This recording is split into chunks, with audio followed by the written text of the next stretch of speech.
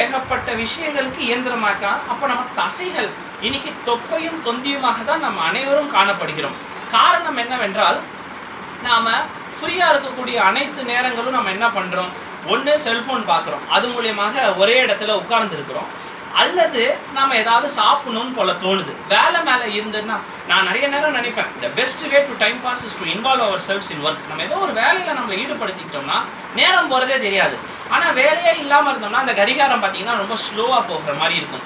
இதெல்லாம் எதை ஒட்டி சொல்கிறேன் என்றால், தசைகளை சேர்த்து விட்டால் பிற்காலத்தில் 70வது வயது 80வது வயதுல அது ரொம்ப சீக்கிரம் கரைஞ்சு போகாது. அது உடம்புல நின்றுட்டு இருக்கும். அதற்காக தான் இது ரொம்ப ஆழமான விஷயத்தை சிந்திச்சு தான் இதை சொல்றேன். இது நான் இந்த பிராக்டிஸ்ல எவ்வளோ வருஷம், இந்த அலோபதி பிராக்டிஸ்ல எவ்வளோ வருஷமா இருக்கின்றேன். நான் இருந்தேன் என்று சொல்ல மாட்டேன், இருக்கின்றேன். ஏறத்தாழ 15 வருடங்கள் முடித்து 16வது வருடத்தில் கால் எடுத்து வைத்துள்ளேன். இந்த இடத்துல எனக்கு எப்படி இந்த சித்தா மருந்து, உதாரணமாக எனக்கு சித்தா மருந்துல அறிமுகமான முதல் மருந்து மத்தான் தைலம், அடுத்த மருந்து பார்த்தீங்கன்னா திருஃபலா அப்படின்னு ஆரம்பிச்சு இப்போ ஏறத்தாழ நிறைய மருந்துகள் மெல்ல மெல்ல காலத்தின் கட்டாயத்தினாலையும் பிரபஞ்சத்தின் ஒரு கொடுத்த வாய்ப்பினாலும் கொஞ்சம் கொஞ்சமாக கற்றுக்கிட்டு வரேன். அது உடனே சட்ட ரீதியாக ஏதாவது பிரச்சனை வருமா அப்படிங்கிறத சிந்திச்சு பார்க்கும் பொழுது, அலோபதி மருத்துவத்திலேயே நிறைய மருந்துகள், சித்தா மருந்துகள் இருப்பதை நான் அறிந்தேன். அதாவது உதாரணத்துக்கு இந்த சிஸ்ஸஸ் குவாட்ராங்குலரிஸ் என்கிற பிரண்டை என்கிற ஒரு மிக பழமையான ஒரு உணவும் சரி மருந்தும் சரி, பல எலும்பு மற்றும் நரம்பியல் நிபுணர்கள் மாத்திரையாக, பிரண்டை மாத்திரை ஒரு மாத்திரை 37 ரூபாய் அப்படின்னா நீங்கள் நம்புவீங்களா எனக்கு என்னன்னு தெரியல. ஒரு அட்டை பார்த்தீங்கன்னா 370 ரூபா 380 ரூபா ஆகுது. சும்மா விட்டிங்கனாலே பிரண்டை நம்ம வீட்டில் கடகடன்னு வளரும். அத்தகைய வளரும் சக்தி கொண்டது தான் இந்த பிரண்டை. ஸோ இது மெல்ல மெல்ல என்னை அலோபதி மருத்துவத்தை தொடர்ந்து கொண்டும் அது கூடவே சித்தா மருந்துக்கு எனக்கு தேவையான அளவு, எனக்கு தெரிந்த அளவில் கொஞ்சம் கொஞ்சமாக அதை எடுத்துக்கொண்டு செல்கிறேன். அப்போது இந்த தசைகள் உடம்பில் சேர்க்கும் பொழுது நாம் முதியவர்கள் நான் பார்ப்பேன், அட்மிஷன் ஆகும் பொழுது நிறைய பேர் இந்த குழன்னு இருக்காங்க பாருங்க. அதுக்கு ஆங்கில மருத்துவத்தில் அதுக்கு பேர் சார்கோபீனியா அப்படின்னு சொல்லுவாங்க. சார்கோ அப்படின்னா மசில், பீனியானா லெஸ், லியூக்கோபீனியானா வெள்ளை அணுக்கள்ல குறைபாடு, சார்கோபீனியானா மசில்ல ஒரு கம்மி. இப்போ நிறைய முதியவர்கள் நம்ம வார்டில் அட்மிட் ஆகும் பொழுது இந்த குழன்னு இருக்காங்க தெரியுமா, இந்த கையில் ஆட்டினா இந்த பப்ளி மாஸ் மாதிரி ஆடுறது, வயிறு கொள்ளன்னு இருக்கிறது. பொதுவாக பெண்கள் நிறைய பேர் அப்படி இருக்கிறதை காண்கிறோம். அது மாதிரி இல்லாம வலிமையான பெண்கள், இந்த வல்லின பெண்கள் அப்படின்னு சொல்லுவாங்க, நிறைய வேலைகள் வெயிட்டுப்பட்டு அப்படியே கட்டுக்கோப்பா இருப்பாங்க. மெல்லிய தோற்றம் மட்டும் இல்லாம தசைகள் சேர்த்து கொண்டக்கூடிய அந்த ஏதாவது ஒரு உடல் உபாதைகள் வரும் பொழுது இந்த மெல்லிய தோற்றமும் தசைகள் அதிகமாக இருக்க பெண்ணும் சரி ஆணும் சரி மிக விரைவில் குணமடைவதை நான் நேரடியாக கண்டுள்ளேன். அதே மாதிரி இந்த குழன்னு இருக்கிறாங்களே அந்த உடம்பில் இந்த வாத பித்தம் கபம் என்ற 3 சொற்கள்ல கபம் நீர் உடம்பு அதிகமாக இருக்கும் பொழுது, முதிய இந்த நீர் உடம்பு இருக்கும் பொழுது ஏதாவது ஒரு உபாதை, சளியோ இருமலோ கீழே விழுந்து போகும்போது இந்த எலும்பு அடர்த்தி, ஆஸ்டியோபீனியா, அந்த அடர்த்தி குறைபாடால ஒரு ஃப்ராக்சர்ஸ் அந்த மாதிரி. இது எல்லாமே முதுமையில ஏற்படக்கூடிய, நான் முதல்ல சொன்ன உங்களுக்கு வகுப்புல, இந்த முதல்ல ஏற்படக்கூடிய சென்சரி, அதாவது மெய்வாய் கண்மூக்கு செவியில் ஏற்படக்கூடிய மாற்றங்கள், அடுத்து இந்த தசைகள் மூட்டு இதில் ஏற்படக்கூடிய மாற்றங்கள்னால முதியவர்கள் என்ன ஆகுறாங்க அப்படின்னா, நிறைய நேரத்தில் எளிமையாக நோயினால் தாக்கப்படக்கூடிய ஒரு சூழல் ஏற்படுகிறது. இதை இம்யூனோ காம்ப்ரமைஸ்ட் அப்படின்னு சொல்கிறோம். இது ஒரு பக்கம் போக, நீரிழிவு நோயாளிகள் ஒரு புறம் குறைந்த வயதிலேயே நம்ம நிறைய இன்னைக்கு பார்க்குறோம். 27 வயசு 28 வயசு 35 வயசு. இது பார்த்தீங்கன்னா இது பார்க்க அதிர்ச்சி. அதாவது ஒரு 3 வயசு குழந்தை இறந்தா நம்ம அதிர்ச்சி ஆகிறோம். இதே ஒரு 80 வயசு பாட்டி இயற்கை எய்தினார்னா நம்ம அதிர்ச்சி ஆவறதில்லை. அதனால ஒரு பிம்பம் என்ன ஏற்பட்டிருக்குன்னா, இன்னைக்கு சுகர் இளைய சமுதாயத்தை பாதிப்பு கொண்டிருக்கிறது. இந்த தலைமுறை என்ன செய்யும் என்றால் புத்திர சோகத்தை அதிகமாக பார்த்து கொண்டிருக்கும் அப்படின்னு ஒரு கருத்தை முன்வைக்கிறார்கள். அதாவது முதியவர்கள் தன் குழந்தைகள் தன் கண் முன்னே இறக்கக்கூடிய ஒரு அவல நிலை இன்று ஏற்பட்டு கொண்டிருக்கிறது என்பதை பெரும்பாலும் இன்னைக்கு முன்வைக்கக்கூடிய கருத்தாக இருக்கிறது. ஆங்கில மருத்துவம் அறிவியலும் அதை ஏற்றுக்கொண்டு இருக்கிறது. அதற்கு சான்றாக பர்த் ரேட்ல ஒரு டிக்ளைனும், பர்த் ரேட்னா பிறப்பு விகிதத்துல ஒரு டிக்ளைனும், டெத் ரேட்ல ஒரு டிக்ளைனும். ஆக பிறக்கிறவங்களும் கம்மியா இருக்க போறாங்க, இறக்குறவங்களும் இருக்க போறாங்கன்னா அப்ப என்ன ஆகும் அப்படின்னா ஸ்டேஷனரி பாப்புலேஷன். ஸ்டேஷனரி பாப்புலேஷனா மேடையில இருக்கிறவங்களே தான் இருப்பாங்க, புதுசா மேடையில யாரும் வரப்போறது இல்லை அப்படிங்கிறது ஆங்கில மருத்துவம் விஞ்ஞானமும் ஒரு முக்கியமான கருத்து. இல்ல இளைஞர்கள் அதிகமாக சர்க்கரையில பாதிக்கப்பட்டு இருந்தாலும்,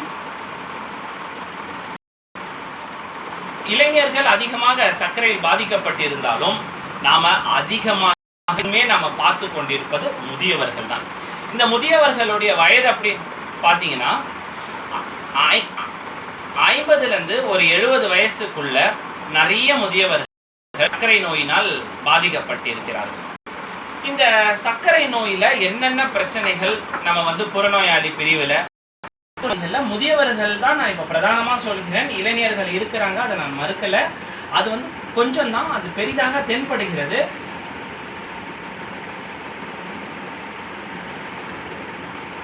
தொடரலாம். இப்போ பிரேக் ஆகுது, தொட்டேன்.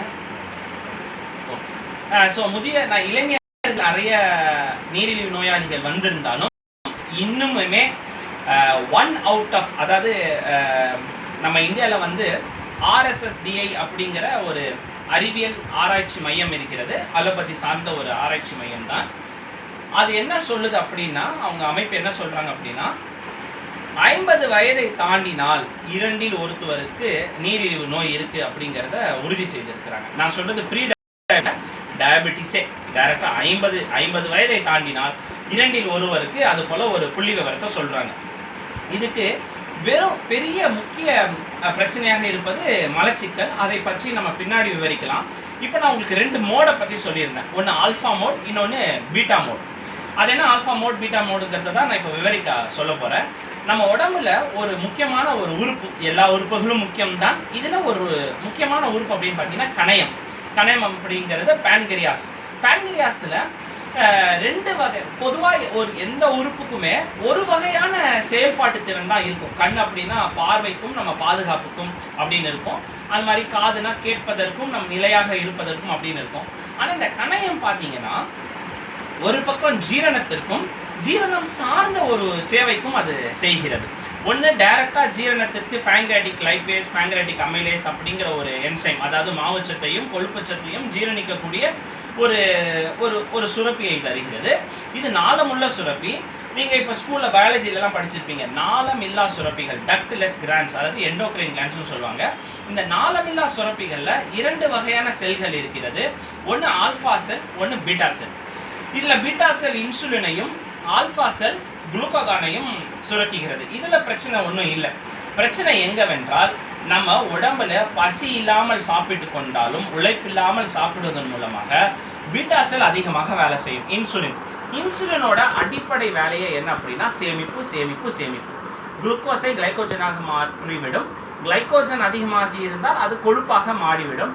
அந்த கொழுப்பை தான் இன்னைக்கு காலத்தில் என்ன சொல்றாங்க, ஸ்டபன் ஃபேட் அப்படின்னு சொல்றாங்க. இந்த ஸ்டபன் ஃபேட் எப்படி வருது அப்படின்னா, ஆண்களுக்கும் பெண்களுக்கும் வெவ்வேறு விதமாக வருகிறது. அதனால தான் பெண்கள் இடை கூடும் பொழுது வேற வடிவத்திலையும், ஆண்கள் வெயிட் ஏறும் பொழுது வேற வடிவத்திலையும் இருக்கிறாங்க. பொதுவாக பெண்களுக்கு தொப்பை இல்லை அப்படின்னு ஒரு கருத்தை முன்வைக்கிறாங்க. ஏன் என்ன அப்படியே தொப்பை இருந்தாலும் நான் கேட்பேன் ஓபி பேஷண்ட்ல, என்னம்மா சுகர் அதிகமாக இருக்குது, தொப்பை தொந்திலாம் கூடிக்கிட்டே வருது, என்ன இல்லை டாக்டர் எனக்கு 2 குழந்தையும் சிசேரியன் பண்ணாங்க, அதில் நான் பெல்ட் போட மறந்துட்டேன் அப்படின்னு நான் கேட்டவங்கள 10 பேரில் 11 பேர் சொன்னாங்க அப்படின்னு கொஞ்சம் அதிகமாகவே சொல்கிறேன்னு வச்சுக்கோங்களேன். இந்த கருத்தை ஒருமித்த ஒரே குரலில் எல்லாமே சொன்னாங்க. அந்த இந்த பெல்ட் போட மறந்துட்டேன், எனக்கு 2 அது சுகப்பிரசவமாக இருந்தாலும் சரி, சிசேரியனாக இருந்தால் இன்னுமே கொஞ்சம் கருணை அதிகமாக எதிர்பார்க்குறாங்க. அது காரணம் அல்ல. ஆண்களுக்கு பார்த்தீங்கன்னா தொப்பை முன் வடிவத்திலையும், பெண்களுக்கு தொப்பை பின் வடிவத்திலையும், அதை மார்பு பகுதியிலையும் இடுப்பு பகுதியிலையும் தொடரும். இதை தான் நம்ம ஸ்டபன் ஃபேட் அப்படின்னு சொல்றோம்.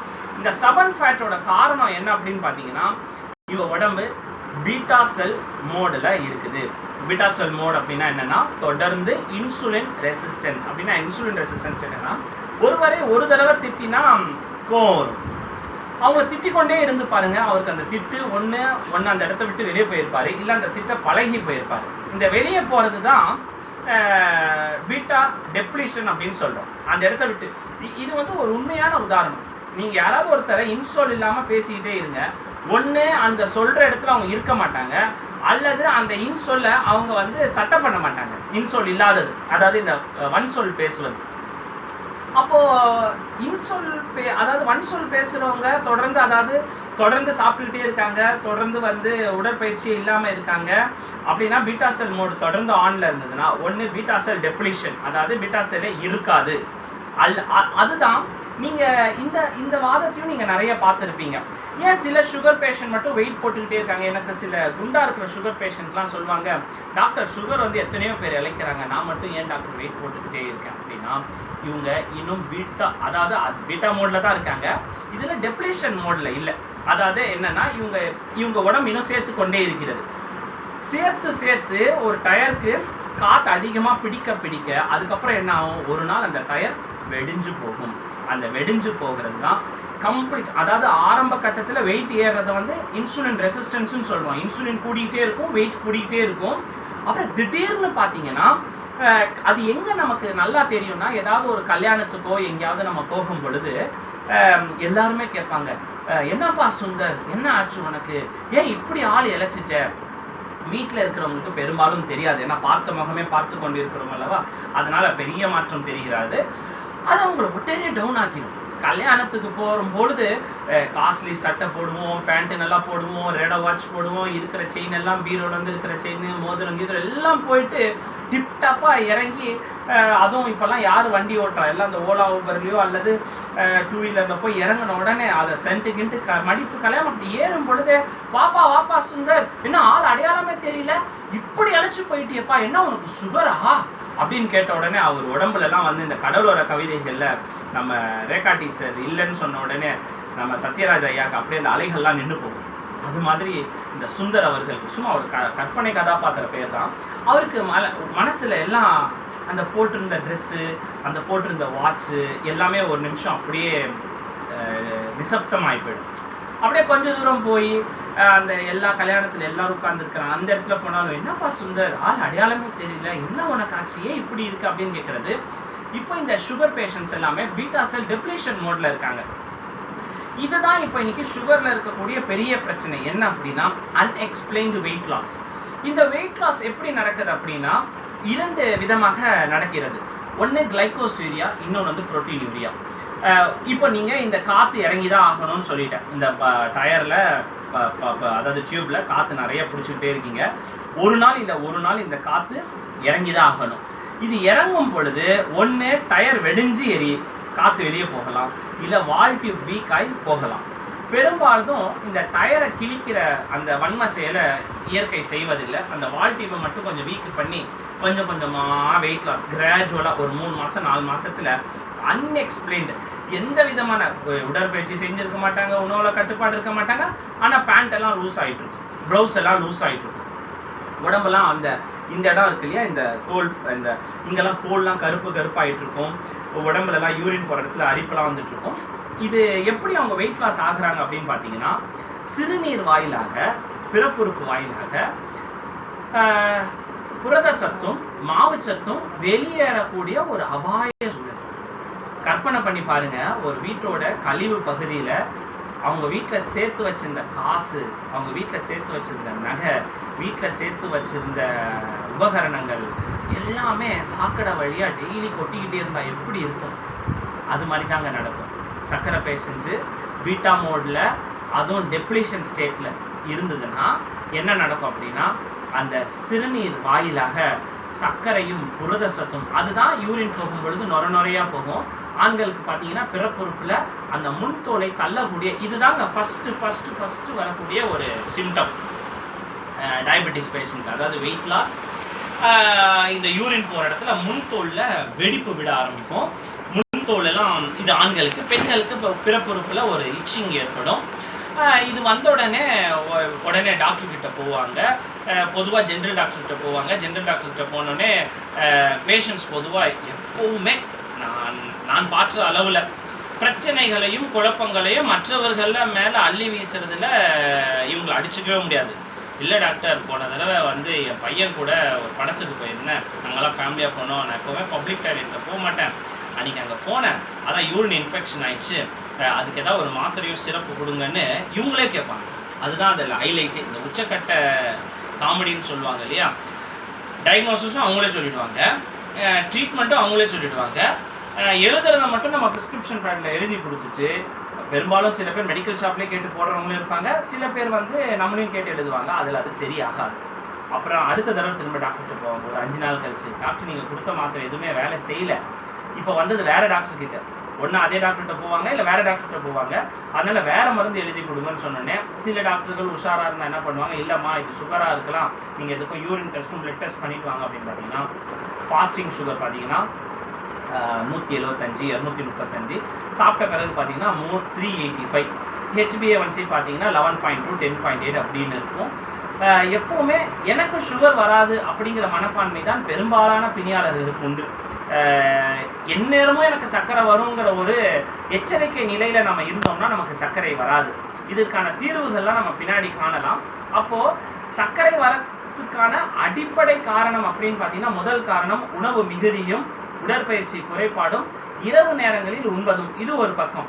இரண்டாவது முக்கியமான காரணம், முதியவர்களும் சரி இளைஞர்களும் சரி நிதர்சனத்திற்கும் யதார்த்தத்திற்கும் உள்ள ஒரு சிக்கலில் சிக்கிக் கொள்கிறார்கள். அது என்ன நிதர்சனம், அது என்ன யதார்த்தம், அவங்களுக்கும் ஒரு எதிர்பார்ப்பு இருக்கும், அதுக்குள்ளே வாழணும்னு நினைப்பாங்க. ஆனால் நிதர்சனமும் எதிர்பார்ப்பும் அதுக்கு கீழே தான் அமையும். பெரும்பாலும் சில பேருக்கு மட்டும்தான் ஊழ் நல்லா இருந்தால் அவங்க எதிர்பார்த்ததை விட மேலே கொண்டு போய் தள்ளிவிடும். பெரும்பாலானவருக்கு எதிர்பார்த்ததை விட, நான் வந்து பெரும்பான்மையை பற்றி சொல்கிறேன், விதிவிலக்குகளை பற்றி அல்ல, பெரும்பான்மையை பற்றி சொல்கிறேன். பெரும்பாலும் நம்ம ஆசைப்படுறது எதுவுமே நடக்காது, நம்ம திட்டமிடுறது எதுவுமே செயல்படாது, நம்ம நினைத்த வாழ்க்கையை நாம் வாழ முடியாது. அப்போ நடக்கும் பொழுது என்ன ஆகும்னா, உடம்புல கார்டிசால் அப்படிங்கிற ஒரு அபாய மணி, இது என்ன கார்டிசால் அப்படின்னா, இந்த இரவு நேரங்களில் எப்பயாவது நீங்கள் வந்து கொண்டிருந்தீங்கன்னா இந்த சைடில் 2 பைரவர்கள் துரத்துவார்கள். அவங்க வந்து காவல் பணியில் இருப்பாங்க இரவில். நான் இன்னுமே நினைப்பேன், இந்த இரவு நேரத்தில் விழிச்சிட்டு இருக்க நீங்கள் 20,000 கொடுத்து நீங்கள் ஒரு ஆளை டியூட்டியில் போட்டால் கூட வாட்ச்மேன் தூங்கிடுவார். ஏன்னா பொதுவாக இந்த 2லேருந்து 6 மணிக்குள்ளே முழிச்சிட்டு இருக்கிறது ரொம்ப கஷ்டம். இரவு நேரத்தில் ஒரு சின்ன சவுண்டுக்கு டக்குன்னு எழுந்துக்கிறவங்க ஒரே ஆள் யார் அப்படின்னு பார்த்தீங்கன்னா, சிசிடிவி கேமரா கூட மோஷன் வந்தால் தான் அது கேமரா அலர்ட் ஆகும். எங்கேயோ வர ஒரு சத்தத்துக்கு நான் இங்கேருந்தே கொலைக்க ஊழ விட ஆரம்பிச்சு நடிகர் கிட்ட போனீங்க கத்தி, அது அந்த நேரத்தில் நமக்கு உடம்பெல்லாம் மெய் சிலுத்து போகும் பாருங்க, அதுதான் கார்டிசால். இதுக்கும் நம்ம அன்றாட வாழ்க்கைக்கு என்ன சம்பந்தம் அப்படின்னா, கடன் அதிகமாக வாங்கும் பொழுதோ, அடுத்தவங்க நம்மளை மெச்சணும் என்று ஒரு போலியான வாழ்க்கையை நாம் வாழும் பொழுது நமக்கு தேவைக்கு மீறி நாம் செலவு செய்வோம். அப்போது கடன் அதிகமாகும், உறவுகள் முறிந்து போகும். அப்போ ஒரு ஸ்ட்ரெஸ், இந்த ஸ்ட்ரெஸ் நான் இது எளிதாக சொல்லியிருப்பேன், ஸ்ட்ரெஸ்னால சுகர் வருதுன்னு. ஆனால் இன்றைக்கி ஸ்ட்ரெஸ்னா என்னன்னு தெரியறதில்ல. எல்லாத்தையும் ஸ்ட்ரெஸ்ன்றாங்க. ஸ்கூல் குழந்தைக்கு ஸ்ட்ரெஸ்ஸு, காலேஜ் குழந்தைக்கு ஸ்ட்ரெஸ்ஸு, காதலில் முறிவுனா ஸ்ட்ரெஸ்ஸு, திருமணத்தில் முறிவுனா ஸ்ட்ரெஸ்ஸு, எல்லாத்தையும் ஸ்ட்ரெஸ்ஸு. அதை தாண்டி போகக்கூடிய மனநிலையை இன்னைக்கு ஆரம்பத்திலேயே நம்மளுடைய சகோதரர் அரசு வாகிஸ் அவர்கள் சொன்னார். குருகுல கல்வி இன்னைக்கு இல்லை. அன்னைக்கு பல மாணவர்கள் ஒரு குரு கிட்ட தான் கற்றுப்பாங்க. அந்த மாணவர் நல்லானாலும் அந்த குரு தான் காரணம், அந்த மாணவர் தீரா போனாலும் குரு தான் காரணம். இன்னைக்கு நிறைய குரு கிட்ட படிக்கும் பொழுது அந்த மாணவர் சூப்பர் ஆகிட்டார்னா உடனே இவர் எங்கிட்ட தான் படித்தார்னு உடனே ஒரு செய்தியை போடுறது.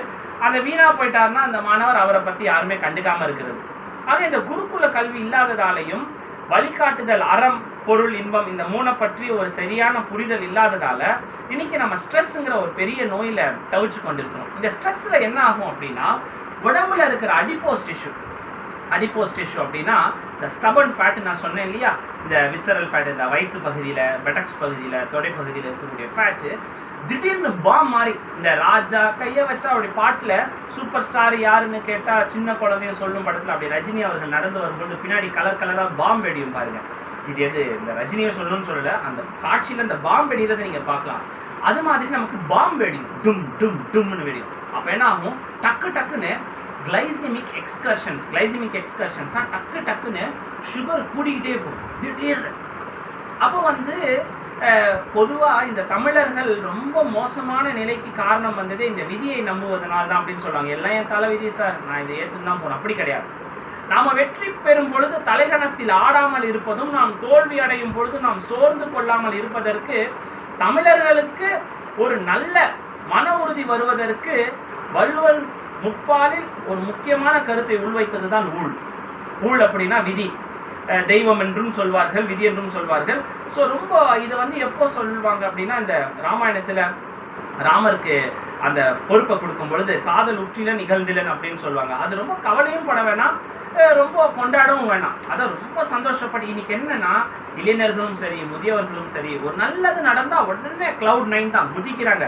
ட்ரீட்டு ஸ்வீட்டடு கொண்டாடு, உடனே ட்ரீட் கொடுக்குறோம், அது கொடுக்குறோம்.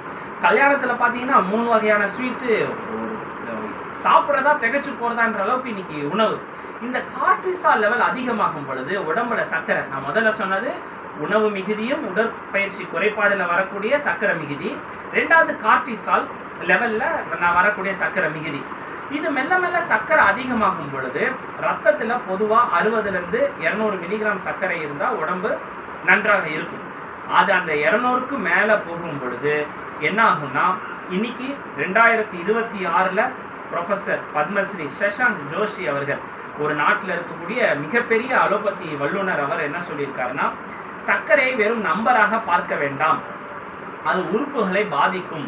HbA1c, ஃபாஸ்டிங், பிபி இதுவும் முக்கியம்தான். இதை தாண்டி உறுப்புகள் பாதிக்காம இருக்கணும். அதனால சுகர் பேஷண்ட்ஸை கவுன்சிலிங் பண்ணுங்க, இந்த முக்கியத்துவத்தை எடுத்து சொல்லுங்க. சிறுநீரகம் பாதிக்கும், இதயம் பாதிக்கும், கல்லீரல் பாதிக்கும், கண்ணு பாதிக்கும், ஆணுறுப்பு பாதிக்கும், பிறப்புறுப்பு பாதிக்கும், தசைகள் எல்லாம் மெல்லிதாகி போகும், காலில் சொரணை கெட்டு போகும். ஏன் சுகர் பேஷண்ட்ல கால் தான் புண்ணு அதிகமாக வருதுன்னா, பெரிபெரல் நியூரோபதி, காலில் ஒரு பஞ்சு ஒட்டின மாதிரி. ஒரு நிமிஷம் இருங்க, கொஞ்சம் ஆடியோ ஸ்கிப் ஆகுது. காலில் பஞ்சு ஒட்டின மாதிரி, ஒரு சாணி ஒட்டிக்கிட்ட மாதிரி, ஒரு ஏதோ ரப்பர் ஒட்டிக்கிட்டு இருக்கிற மாதிரி, அது போல பல விஷயங்கள் நமக்கு ஒரு காலில் சப்பல் கலண்டு பண்ணாலும் தெரியறது இல்லை. இது மாதிரி சுகர் பேஷண்ட்ஸில் இந்த காலில் இந்த கட்டை விரல் நிறைய பேர் இழந்து போகிறாங்க, பாதங்கள் இழந்து போகிறாங்க. இது ஆக இந்த சர்க்கரை பார்த்தீங்கன்னா உடம்பு முழுவதுமாக பிரச்சனை தருகிறது. கண்ணுக்கு பாதிப்பு, அந்த கண்ணில் அது மங்களா தெரியுது, அது உடனே கண்ணில் ரெட்டினால ஆயில் ட்ராப் விடுறாங்க. இதுக்கு எல்லாமே எளிய தீர்வு. முதியவர்கள் ஏற்படக்கூடிய மாற்றங்களும் சரி, நீரிழிவு நோயில் வரக்கூடிய மாற்றங்களும் சரி, எளிமையான தீர்வு அப்படி என்னன்னு பார்த்தீங்கன்னா, அதாவது இருவேளை உணவு திட்டம். இதை பற்றி நான் கேட்டேன், அரசு வாகி சகோதரர்கிட்ட கேட்டேன், இது எல்லாமே உங்களுக்குலாம் தெரியுமே, இதெல்லாம் நீங்கள் பேசிட்டு தானே இருக்கிறீங்க அப்படின்னு கேட்டேன். அதுக்கு ஒரு அருமையான உதாரணம் சொன்னார். இந்த பூஸ்ட் அப்படிங்கிற பானத்துக்கு கபில் தேவ் முதல் இன்னைக்கு விராட் கோலி வரை தொடர்ந்து அதை ஊக்கம் கொடுப்பதற்கு பல பேர் வந்து கொண்டிருக்கிறார்கள். பூஸ்ட்டுங்கிறது எல்லாருக்கும் தெரியும், boost is the secret of my energy. Kapil Dev ஐயா சொன்னாரு, சச்சின் டெண்டுல்கர் சொன்னாரு, MS தோனி சொன்னாரு, இப்போ அவர் விராட் கோலி சொல்றாரு. ஏன் பூஸ்ட் அப்படியே விற்காதா அப்படின்னு கேட்டா, சொல்லிக்கிட்டே இருந்தா நன்மைகள் நடக்கும், அதனால நீங்க வாங்க, இந்த விஷயங்களுக்கு எல்லாருக்குமே தெரியும், இருந்தாலும் உங்க மூலமாக உங்க ஸ்டைல உங்க பாணியில சொல்லும் பொழுது எங்களுக்கு இன்னும் கொஞ்சம் உற்சாகமா இருக்கும் அப்படின்னு சொன்னார். அதற்காக தான், ஏன்னா இது எல்லாருக்குமே, ஏன்னா நமக்கு ஒரு பெரிய பிரச்சனை இன்னைக்கு என்னன்னா, எல்லாருக்குமே எல்லாமே தெரியுது, இந்த கடைப்பிடிப்பதில் தான் சிக்கல். இப்போ இந்த மொத்த பிரச்சனைகள், நீரிழிவு நோயில வரக்கூடிய ஒரு ரொம்ப முக்கியமான பிரச்சனை நாங்கள் பார்க்கும் பொழுது இந்த ஒரு 3 ஆசைகளை பற்றி வள்ளுவர் மிகவும் சொல்றாரு. 3 விதமான பிரச்சனைகள்ல மனிதர்கள் மாட்டி தவிக்கிறார்கள். அதுல மாட்டாத ஆளுமைகளே இல்லை அப்படின்னு சொல்லலாம். மயக்க, வெகுளி, காமம். இந்த காமத்துல மாட்டிக்கிறாங்க, மயக்கம் சரியா தவறுங்கிற முடிவுல மாட்டிக்கிறாங்க, கோபத்துல மாட்டிக்கிறாங்க. இந்த 3த்திலும் மாட்டாமல் இருக்கவும், இந்த நீரிழிவு போய் என்ற நோயாளிகள்ல மாட்டாமல் இருக்கவும், முதியவர்கள்ல ஒரு பெரிய பிரச்சனை வராமல் இருப்பதற்கு ஒரு ரொம்ப எளிமையான வழிமுறை என்னன்னா, சூரியனோட ஒட்டி வாழ்வது தான். ஒரு எளிதான இயற்கையான, அதாவது பகலில் உழைக்கணும், இரவுல ஓய்வு எடுக்கணும். இன்னைக்கு என்னன்னா, ஓய்வுல இந்த செல்போன், முக்கியமா இந்த சீரியல் காணொலிகள், நான் பார்க்கக்கூடிய பிணியாளர்கள் பெரும்பாலும் பார்த்தீங்கன்னா 6லேருந்து இன்னைக்கு, இப்போ முன்னால 9 மணிக்கு சீரியல் முடியும், இப்போ 10:30க்கு தான் சீரியல் முடிவதாக சொல்லுறாங்க. இந்த அட்வர்டைஸ்மெண்ட்ல போயிட்டு சட்னி அரைக்கிறது, அட்வர்டைஸ்மெண்ட்ல போயிட்டு தோசையை ஊற்றிட்டு வர்றது, அட்வர்டைஸ்மெண்ட்ல போய் மாவு எடுத்து வெளியே வைக்கிறது. அவங்க இந்த அட்வர்டைஸ்மெண்ட் வரதே அவங்க மாவு எடுத்து வைக்கிறதுக்கும் தோசையை ஊற்றிட்டு வர்றதுக்கு தான் இருக்குங்கிற மாதிரி ஒரு பெரிய அவல நிலை இன்னைக்கு ஏற்பட்டு இருக்குது. இதையெல்லாம் விட்டுட்டு பகல் அதிகமான உழைப்பு, இரவுல நல்ல உறக்கம், உறக்கத்தை போல ஒரு அதாவது உறக்கம் போல் சாக்காடு உறங்கி விழித்தப்பின் அமைதின்னு வள்ளுவர் சொல்லக்கூடிய இந்த மரணத்திற்கும் உறக்கத்திற்கும் ஒரு பெரிய ஒற்றுமையை சொல்கிறார். அதை ராபர்ட் ஃப்ராஸ்ட் என்கிற ஆங்கில புலவர் miles to go before I sleep, miles to go before I sleep என்பதை அதை உறுதியும் செய்கிறார். 2 பேரும் சொன்னதும் உண்மைதான். நல்லா தூங்கி எழுந்திரிச்சா நல்ல ஒரு ஃப்ரெஷ்ஷாக இருக்கலாம். சுகர் பேஷண்ட்ஸ் பெரும்பாலும் சொன்னீங்கன்னா கேட்பாங்க, நைட்லலாம் தூக்கமே இல்லை சார், அப்படியே ஃபேனை பார்த்துட்டு இருப்பேன், கடிகாரத்தை பார்ப்பேன், எந்திரிச்சு தண்ணி பார்ப்பேன், தண்ணி குடிப்பேன் அப்படின்னு சொல்லுவாங்க. அப்புறம் பார்த்தா அந்த விடிய காலையில் தூங்கலான்னு பார்த்தா பால் போடுறவங்க வந்துடுவாங்க, தூக்கமே இல்லை. தூக்கம் இல்லாததுக்கு அடுத்து அதுக்கு என்ன பின்விளைவு நடக்கும் அப்படின்னு பார்த்தீங்கன்னா, கோபம் அதிகமாக வரும். கோபம் வந்த உடனே என்ன வரும்னா மறதி வராது, கவனக்குறைவு வரும், எந்த பொருளை எங்கே வச்சிட்டோன்னு. அதற்கப்புறம் நீரிழிவு நோயாளிகள் அடுத்த பிரச்சனை என்ன சொல்லுவாங்கன்னா, எனக்கு ஏண்டா வாழ்கிறோங்கிற எண்ணம் வருது, நான் இனி ஏன் இருக்கணும், நான் பேசாமல் நான் எல்லாருக்கும் பாரமாக இருக்கிறேன். இது முதியவரோட பிரச்சனையோ நீரிழிவோட பிரச்சனை இல்லை, இது தூக்கமின்மையோட பிரச்சனை. தூக்கம் ஒரு பெரிய இலவசமாக கிடைக்கக்கூடிய மருந்து. அது இரவில் நடந்தாதான் நல்லா இருக்கும். பகல்ல நிறைய பேர் தூங்குறாங்க, அந்த தூக்கத்தை பற்றி ஒரு பொழுதும் நமக்கு அக்கறை இல்லை என்று இல்லை, அது எடுப்படாது. இரவிலே நல்ல தூக்கம் இருக்க வேண்டும், அது நல்ல ஆரோக்கியத்தை கொடுக்கும். நல்ல உடற்பயிற்சி, 2 வேளை உண்ணுதல் அல்லது 1 வேளை உண்ணுதல், பசி எடுத்த பிறகு உண்ணுதல், அதை மைண்ட்ஃபுல் ஈட்டிங் என்பது நமக்கு எல்லாருக்குமே தெரியும், நல்ல மென்று. அதெல்லாம் நீங்கள் இந்த உங்கள் அமைப்பில் இருக்கிறவங்க எல்லாருக்குமே உங்ககிட்ட இருந்து நான் இது கற்றுக்கிட்ட செய்தி தான். அதனால் இதெல்லாம் செஞ்சால் நம்ம நீரிழிவுலேருந்தும் இந்த முதுமையை யாரும் தடுக்க முடியாது. முதுமை என்பது ஒரு வரம், அது ஒரு நல்ல அழகான ஒரு தோற்றம். என்றைக்குமே சொல்லுவாங்க, கனி அதாவது காயை விட கனிதான் அழகு, காயை விட கனிதான் சுவை. முதுமை என்பது தவிர்க்க முடியாத ஒரு மனிதர்களுக்கு வரக்கூடிய ஒரு ஸ்டேஜ், அது ஒரு அந்த பாதையை நாம் கடக்காமல் செல்ல முடியாது. அதை ஆரோக்கியமாக வைக்க வேண்டும் என்றால் இதையெல்லாம் நாம் செய்து கொள்ளலாம் என்பதை எல்லாம் கூறி என்னுடைய இந்த நல் வாய்ப்பினை தந்த தெய்வீக நோனி குடும்பத்தினருக்கும் என் அருமை சகோதரரான அரசு வாகிஸ் அவர்களுக்கும் என் நன்றியை தெரிவித்து என்னுடைய உரையை முடித்துக் கொள்கிறேன். இந்த இடத்திலிருந்து நாம் ஏதாவது சந்தேகங்கள் இருந்தால் சற்று பேசலாம்.